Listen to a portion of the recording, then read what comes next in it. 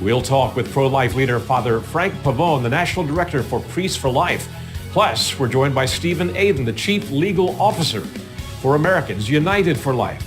And we'll have the news you need to know Monday, April 4th, 2022.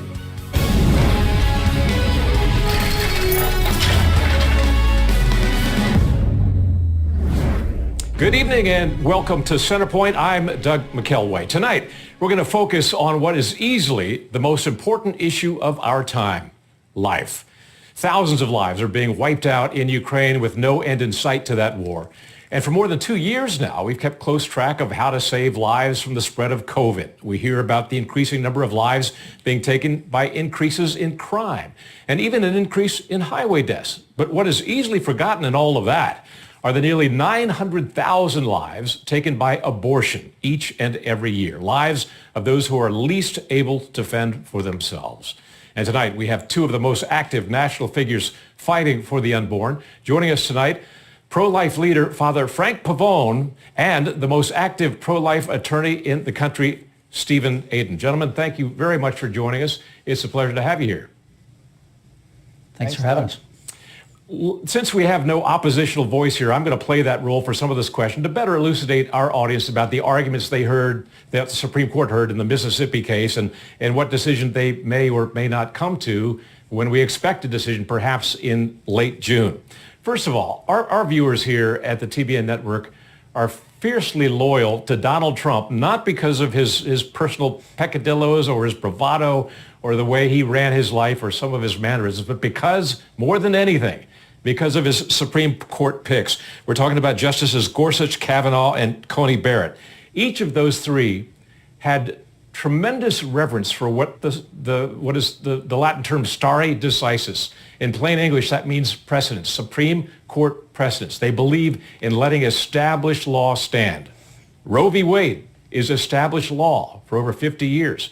Why shouldn't it stand? Well, it's hardly established, Doug. It's one of the least established precedents in American law. The U.S. Supreme Court has reconsidered it, rejiggered the test, applied it in different ways many times, and scholars, even judges on the court, have criticized it as unworkable. It's a mess. Nobody really knows what it means. The last time the court attempted to set out a standard under Roe was Planned Parenthood versus Casey, and they said that an abortion regulation was unconstitutional if it imposed an undue burden on abortion access in a state, but nobody really knows how much of a burden is an undue burden. So the case is ripe for overturning by the U.S. Supreme Court's own standard, and that is that it is completely unsettled, completely unworkable. It's time for the court to throw it out, and we hope the court does so in the Dobbs case. Father Frank, you want to add to that? You know, one of the things you see in the various arguments that both the state of Mississippi and the various friends of the court, including our group, Priests for Life, have made is that not only is Roe v. Wade unconstitutional and immoral, but it has now become obsolete. And this ties into what my friend Stephen was just saying, that you look at the developments in science, you look at the developments in the law, you look at the developments in culture, and we are not today anywhere near where we were at the time Roe v. Wade was heard and decided between 71 and 73. Women, for example, have many, many more options to pursue their pregnancy and the birth of their child, and at the same time pursue their educational and career goals. They have many more options once that child is born if they feel they can't raise the baby. Safe haven laws, for example, which was brought up during the oral arguments in this case.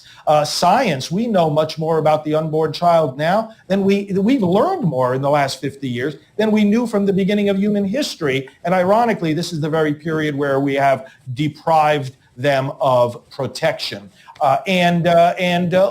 Law, science, and also culture have changed to make it much more favorable for these moms in unexpected pregnancies to see their way through without having their child killed. Father Frank, you just talked about science. One of my favorite Winston Churchill quotes, and I wanted to use it in this interview, so I'll go ahead and use it right now, is he said, and I quote, "Were it not that Christianity is sheltered in the strong arms of science, the science against which it had vainly struggled, the civilization of modern Europe might fall as fell the civilization of ancient Rome. To that point, the pro-life movement is embracing science more than ever because of great advances, as you mentioned, in neonatal care and in the treatment of premature infants at a younger and younger and younger age. It's true. No, you're absolutely right. We're now living at a point where children's first pictures are their pictures in the womb, right? And we have fetal surgery, and it's an amazing, amazing time when science has no question whatsoever that our newest patient is the unborn child. Stephen, you wanted to speak.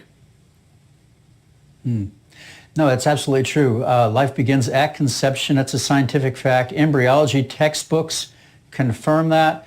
The science is completely on the pro-life side. We know exactly how the baby in the womb develops. We can see through 3 or 4D imaging the baby begin to suck its thumb, to smile. There's a heartbeat as early as 4 to 6 weeks. A lot of laws are striving to protect babies in the womb from the time that a heartbeat is detectable. And we hope that those laws are upheld, and that even before that, that life at conception will be protected. There's a groundswell of strong support for life in the womb, because we can now see that life in the womb in a way that we could not see when Roe versus Wade was decided in 1973. You make a very strong case to our viewers. There is a whole other half of the country, or maybe a little less than half of this country, who are not persuaded by that argument. We're talking about the Planned Parenthood crowd and the people who believe in a woman's right to choose. I've often thought that phrase is a terrible euphemism. It's very much like what the military uses as the term collateral damage to describe the slaughter of innocents. But their polling, the Planned Parenthood crowd, suggests that they are in the majority in this country. I know that you have polls which cite that you are in the majority. Oftentimes these questions raise down to the methodology of the polling and also how individual questions are posed on any one poll. What are your thoughts about that? Who's winning the abortion fight in this country right now? Well, I think that the pro-life side is obviously winning culturally. There are more and more laws passed in the states to protect life every year, despite Roe versus Wade. Those laws are going earlier and earlier in gestational age, back to heartbeat at 4 to 6 weeks, and even earlier than that. Congress is completely in the game. Americans United for Life was privileged to file a friend of the court brief in the U.S. Supreme Court's Dobbs case on behalf of 228 senators and congressmen who told the U.S. Supreme Court it's time for Roe to go. Clearly, aside from culture and aside from the current administration, the pro-life tidal wave is taking over the country, and that includes, as you mentioned, the 3 U.S. Supreme Court picks that President Trump had, who are all passionately pro-life in their own views, and who also know a bad precedent when they see it. They know a precedent that is not rooted in history, text, or tradition of the Constitution, as the state of Mississippi told the U.S. Supreme Court. And I don't think that they will be afraid to throw this case out and allow the states and the people to do what the Constitution empowered them to do, which is protect human life. The 3 justices that we talked about, the 3 Trump picks, Gorsuch, Amy Coney Barrett, and Kavanaugh, also have a deep reverence for states' rights. Do you expect this to be a piecemeal decision that leaves the Mississippi law intact but allows pro-choice states to leave their laws intact? Father Frank, why don't you start with that? Let's let Father Frank weigh in first here. Well, what we have been saying, the other side is already complaining, the court is going to take away a woman's right to abortion. We don't expect any such thing. What we expect the Supreme Court to do is to say, let legislators legislate. I don't think that most of the justices, especially those appointed by President Trump, want to legislate. They want to simply decide cases. So in that case, sure, New Jersey just passed a very extreme pro-abortion law. Maryland is trying to do so.